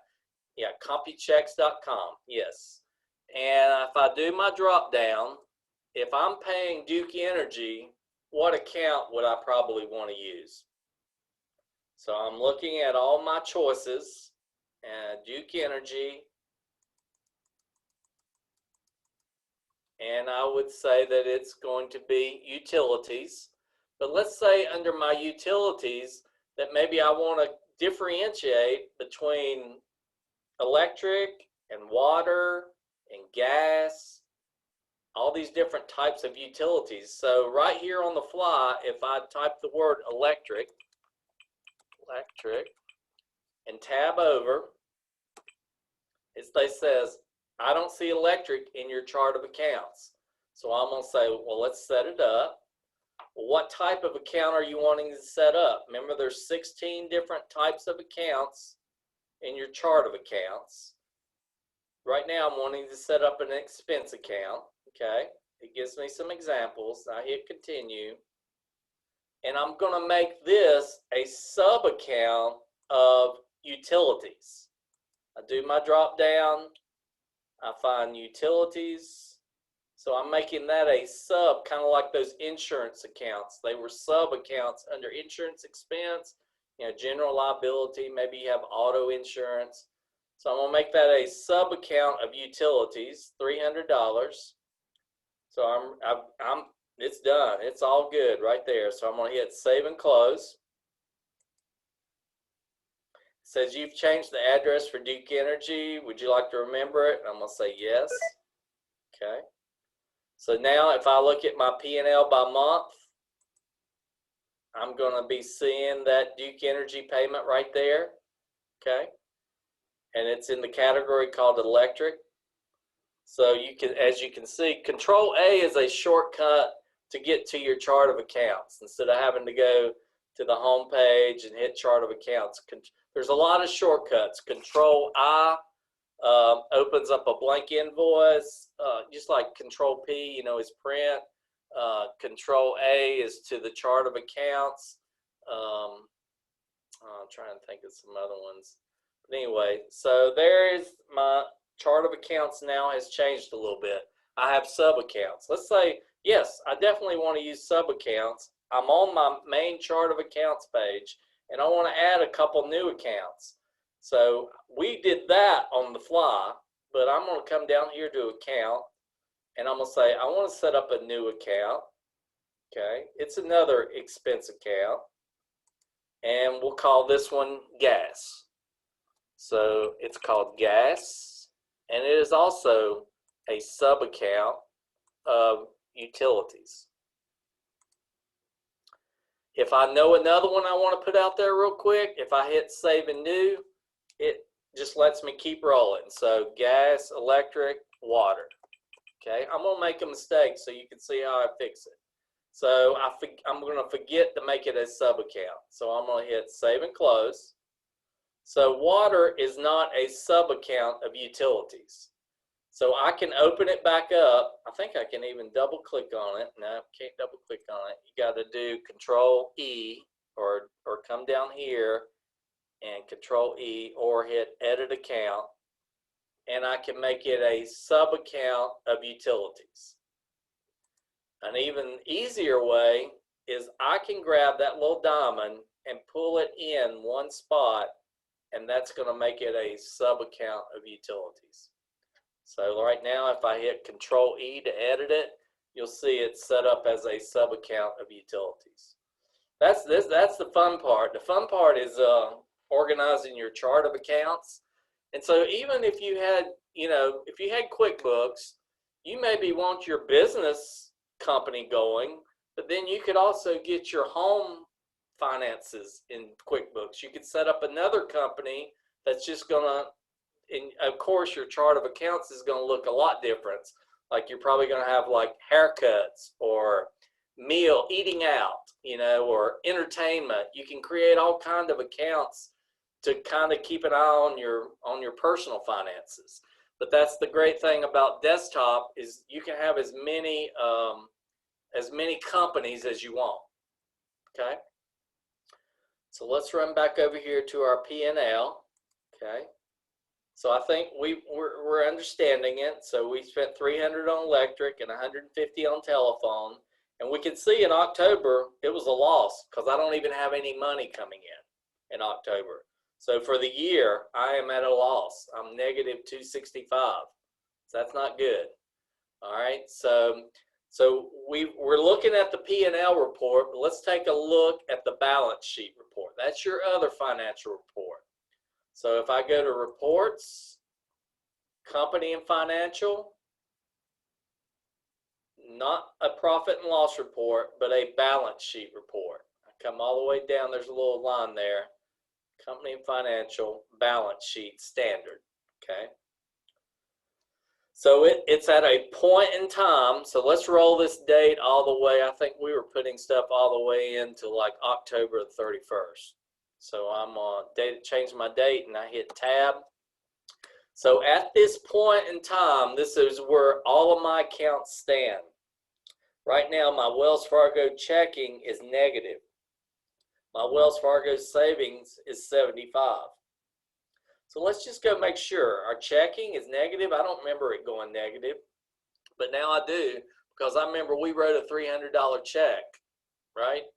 So yes, it went negative. So I want to go and look at it, and I'm kind of freaking out. It's negative. So I'm going to do my chart of accounts, and I'm going to come up here to my bank account. Yep, it went negative. So if I double click on it, yep, that $300 threw it negative. So I either got to make some money or put my personal money in because I don't want that check to bounce, and it's getting paid online October 9th, so it's probably done bounce. But anyway, so yeah, you want to get some more money in there. So let's go back to the home page. So let's say I've got to put some more money in there. So I'm going to go back to the home page, and I've got to put my personal money. I can't make any money, so I'm going to hit record deposits. I mean, I can put receipt from Jeff Weathers, but you don't have to. I'm just going to put owner's contribution, and let's say I had to put $1,000 in, okay? And I had to do it before that bounce, so I'm going to put it on 10/6 going into my main checking account. And maybe in the memo, my personal money, okay? And maybe it was cash. I took $1,000 of my cash, and so I hit save and close.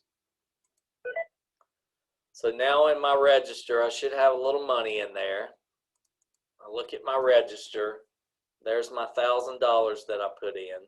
So now I put 1,000 plus the 100 of my personal money in there. So let's go look at that balance sheet again. The balance sheet. So now my register at this point in time, as of October the 31st, I have $780 in my bank account, 75 in this bank account. My accounts receivable is sitting at $30 because that guy still owes me $30. And my accounts payable is sitting at $50 because I still owe $50 on that bill. My owner's contribution is me putting in $1,100 of my personal money. And that figure, negative 265, that is the bottom figure on your P&L for that date right there. If I look at the P&L, it was negative 265 because this number, 885, and this number always stay in sync. If they're not in sync, there's a problem. So your assets equal your liability and equity. That's just an accounting formula. So as an accountant, when somebody comes to me, it's probably the first thing I look at is the balance sheet to see if those numbers are the same, because they should stay in the same all the time or you're doing something wrong. So there's on the handouts, there's a handout called All the Accounting You Need to Know. Hopefully Steve sent that to you. If he didn't, just contact him or either contact me at jeff@qbxaccounting.com and I'll be glad to send that to you. But this kind of talks about the chart of accounts.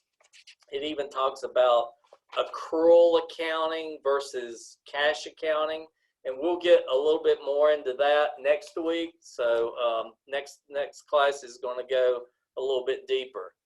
So does anybody have anything that that you would like to cover tonight?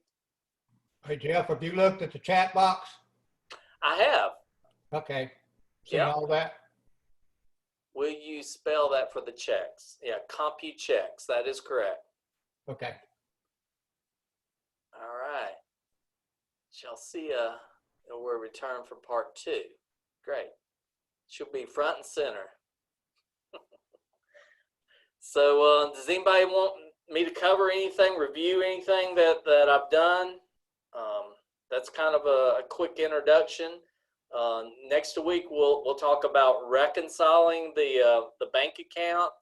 We'll set up some credit cards and how we enter in credit card charges. And we'll kind of do a little overview of what we did here tonight. I will just tell you under reports, there's a lot of different, like we basically looked at the company and financial, but if I go to customers and receivables, I can look at an AR report, which means an accounts receivable report, and it will list everybody that owes me money. And so right now it's showing that Joe Smith owes me $110. And it will say, is he 1 to 30 days late, 31 to 60? It shows right here that he's current. So $110. And so then maybe I want to look at it a little bit closer. So maybe I want to go to that customer, Joe Smith. Okay. And he does not owe me $130. And so the first thing, and this is what you really need to learn, if you see something that's wrong, the first thing that you should think about is your dates. When I'm looking at that AR report, what dates am I looking at? And when I was looking at that accounts receivable report, it's dated August the 27th. So that's why it's showing that he owes 110 because he doesn't. So let's run that date all the way into like October the 31st, hit refresh. Yes, he just owes me $30. So that's what that report right there, your AR report is. If you look at a sales report, you can say sales by customer, sales by item. You can say sales by item summary, and it's going to show you've sold 2 bags of fertilizer, you sold 2 lawn maintenances. Okay. So these reports are very handy. And so like under vendors and payables, these are the people I need to pay. So if I look at my accounts payable aging summary, again, it's on August the 27th. If I change this to be October the 31st, it should be current, refresh. I still owe AT&T $50. Okay. All right. I hope you're coming back. If anybody wants to stick around and ask any questions, I can hang out for another 30 minutes and answer any questions. Thank you, Jeff. Good job as usual. And just want to remind everybody that we have these webinars on Thursday evenings at 6. And for the whole fall semester, it's all going to be online. We're not going to do any in-class seminars at all because the campus is a dangerous place when you get a group together. So thank everybody for being here tonight, though. If anybody has anything else for Jeff, though, help yourself. Otherwise, Jeff, thanks a lot. You're welcome. I did get another question here. So yeah. I think I know the answer, but would I record inventory through QuickBooks or do it separate? Well, the thing to think about is, like, do you really want to track inventory? I mean, the next class does start at 6 o'clock. 6 o'clock, yes. The inventory would be like, you know, can you tell me, like, why you think you might need to do inventory? Oh, it's for a restaurant. No, definitely. If it's for a restaurant, you turn over food so quick, you don't want to get into inventory on that. You want to expense it right away. You want to put it to cost of goods sold account called food supplies, because expense it right away. And see, that's a direct cost to you making the money. So that's why it's considered a cost of goods sold, because you've got to buy food to make the money. So you want to expense it immediately. I write the check, the cost of goods sold, because if you had called it inventory, it goes in QuickBooks, it goes and sits on your balance sheet as an inventory asset. And then as you sell that one thing, it moves to the profit and loss report. You want to move it to the profit and loss report instantly. You want to expense all of that cost. I had to write a check for $2,000. I want it to show up on my P&L as an expense instantly. Good question. I will wait for Stephen to send out documents, as there were no attachments in the email he initially sent. Did you see that, Steve? I will check on that, yes, because I sent the attachments. Did everybody else receive them, or does anybody else need me to resend? Kristen says I she got them in the them. second email. Good. Some people got them, so they were attached, but I can resend, sure enough. Yeah. Yeah. So there's basically, I mean, if you look through those handouts, if you can print them out, that would be the best thing. But there's a page that shows all the, like, the shortcuts, Control A, Control I, all the accounting you need to know, the different item types, the different chart of account types. So, you know, I teach it, I do it day in, day out, so it doesn't seem very difficult to me, but I hope it wasn't too overwhelming for you. It's a lot of just really, once you wrap your brain around it, it's pretty simple. There's her email. Any other questions? What is your YouTube channel? If you go to YouTube and you go Google QuickBooks and Jeff Weathers, W-E-A-T-H-E-R-S, QuickBooks, Jeff Weathers. I think there's a preacher, Jeff Weathers, but that's not me. But QuickBooks, if you put QuickBooks on there, it should pop up. There's just a 45-minute video, kind of like this one. So maybe I can add this one to my QuickBooks, my YouTube channel. Thank you, Sue. All right, we'll plan on seeing you next week. Thank you. Thank you. Thank you, Jeff. All right, we'll see you. Thank you. You're welcome. Thank you. You're welcome. Thank you.